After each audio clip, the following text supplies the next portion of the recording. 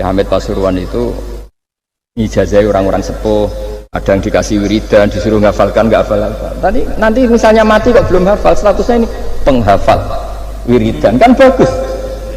Daripada ngapalkan saya ingin punya rumah kayak yang di Singapura, berarti Anda menghafalkan bentuknya, pernak-perniknya. Bila perlu Anda menghafalkan nomor arsiteknya siapa. Masa Anda hafal tentang cari ridhonya Allah, hafal bangunan milik orang lain, dan bayangkan punya. Kalau Anda mati pas seperti itu, berarti tujuan kamu ya untuk seperti itu.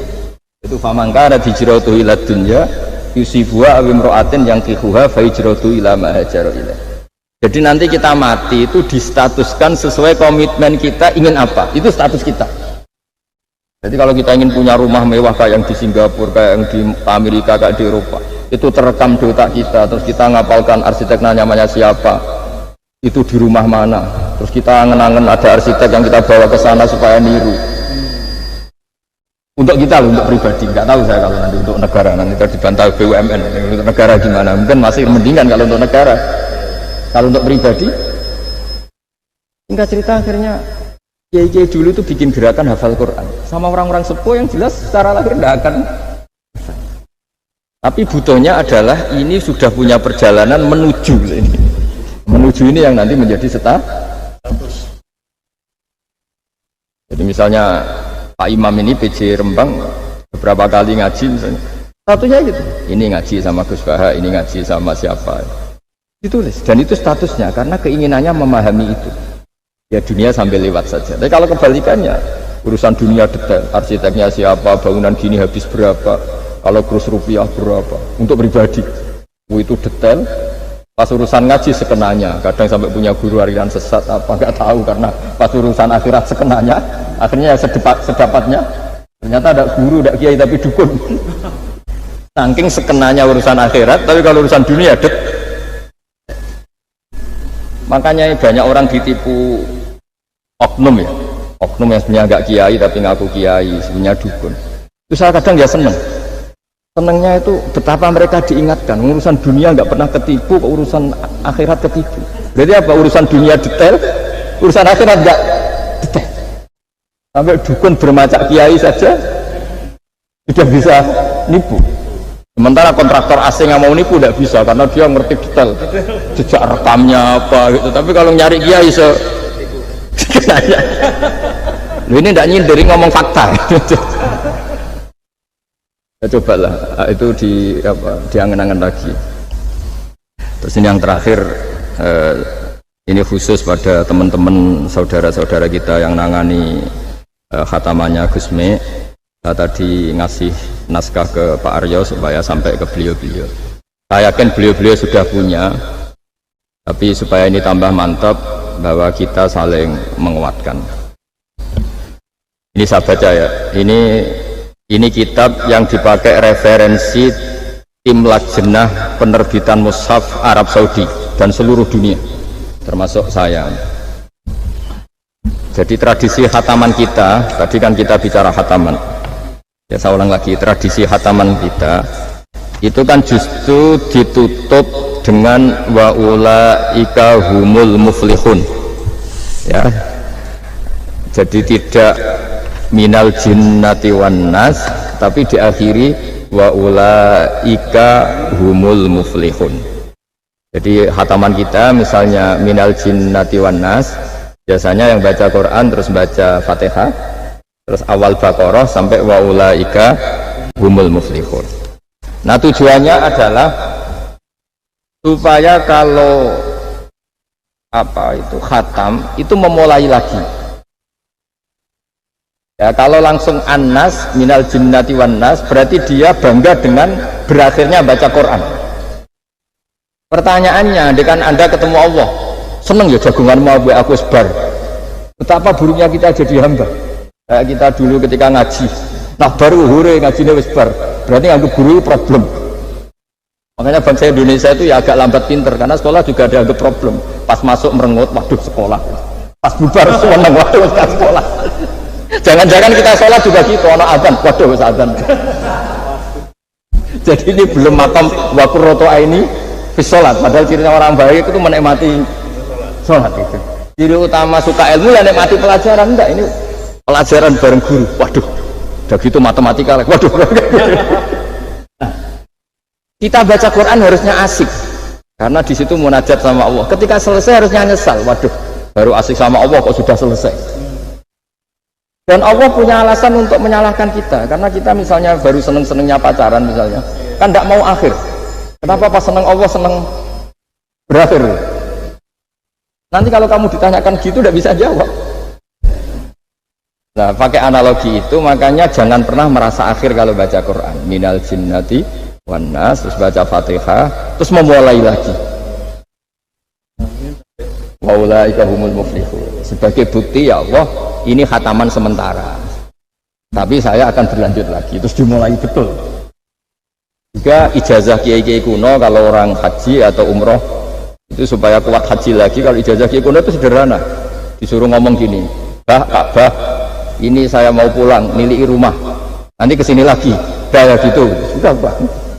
Jangan setelah selesai ibadah haji seneng karena mau pulang, berarti ibadah dianggap problem, rumah dianggap segala-galanya. Jadi itu ada filosofinya. Nah, ternyata tradisi seperti itu mudawan itu dibukukan. Ya, saya baca ini di kitab Ghaithun Naf'i, karangan Imam Waliullah As-Sofakusi. Saya baca saja. Nanti yang ngerti bahasa Arab biar diartikan sendiri, yang nggak ngerti nanti saya bantu. Takmilun. Ini khusus para hafidh tadi yang ikut khataman, mohon didengarkan. Takmilun fi masaila tata'allaku bil khatmi. Al-ula sabatan nasu anil maki min riwayatil bazi wa kumpul wa ghairihima annaman qara'a wa khatama ila akhirin nas qara'a al-fatihata ilal muflihun min awalil baqarah wa sa'al amalu bihadza fi sa'iri biladil muslimin. Jadi mulai dulu kalau orang khataman itu ya An-Nas, Fatihah, terus wa ulaika humul muflihun. Dan cara seperti itu wasa al-amalu bihadza fi sa'iri biladil muslimin. Semua negara dunia ya sama seperti itu. Hanya tradisi yang dilakukan bapak saya sampai semua guru-guru kita, guru Quran, termasuk yang di Jantiko dulu, sama si dulu namanya Jantiko, lama-lama mantap ya. Itu sudah benar itu. Jadi mungkin teman-teman sudah melakukan tapi nggak tahu filosofinya. Ini saya bantu. Filosofinya adalah supaya kita tidak merasa mengakhiri baca Quran, tapi sekaligus memulai. Kalau nak kue niat ngakhiri tenan itu seakan-akan kan baca Quran itu problem. Terus ketika berakhir kita senang. Sholat juga gitu Pak Imam. Yang menjadikan umatnya Rasulullah Shallallahu Alaihi Wasallam dijamin surga itu diantaranya cara sholat begini Pak Arya. Saya hafal hadisnya itu. Absyiru ya ma'syaral muslimin. Ini kata Rasulullah. Hari ini Jibril muncul dan memberi satu pengumuman yang sangat menggembirakan. Apa itu? Umatku berstatus, ya ini kata malaikat Jibril. Umatku berstatus mereka itu fa'alu faridotan wantadharu ukhra. Melakukan satu fardu selesai atau addu faridotan wantadharu ukhra. Jadi misalnya tadi saya sholat subuh, status saya ditulis oleh malaikat Jibril, Bak tadi sholat subuh. Dan ketika saya ditanya, Bak kok ijek urip sampai jam 10, jam 11, ngenteni apa sholat duhur. Ketika sholat duhur selesai, orientasi saya ngenteni sholat asar. Begitu seterusnya. Hingga statusnya umatnya Nabi adalah addu faridotan wantadharu ukhra. Komitmennya adalah melakukan satu fardu dan menunggu yang lain. Berarti kita dihimpit di dua kebaikan. Kebaikan sudah kita lakukan dan kebaikan yang lain kita sekarang ngasih anak yatim, di hati kita juga ingin mengasih lagi, ngasih orang miskin juga gitu. Begitu juga kebaikan-kebaikan yang lain. Juga kita dihimpit di dua apa? Kebaikan yang kita lakukan dan kebaikan yang kita angankan ya, atau kita cita-citakan. Ya sudah begitu. Jika dengan cara seperti itu orang Islam itu nyaman. Bayangkan kalau kita berstatus punya rumah dan punya rumah lagi, ingin punya mobil lagi, berarti satu itu minat dunia wa ilat dunia, minat dunia ilat dunia. Itu kalau pas mati, pas khayalnya begitu, Allah posisinya di mana? Ya, ini sudah siap ya, setor ya, Ataman. Siap Pak Gua ya.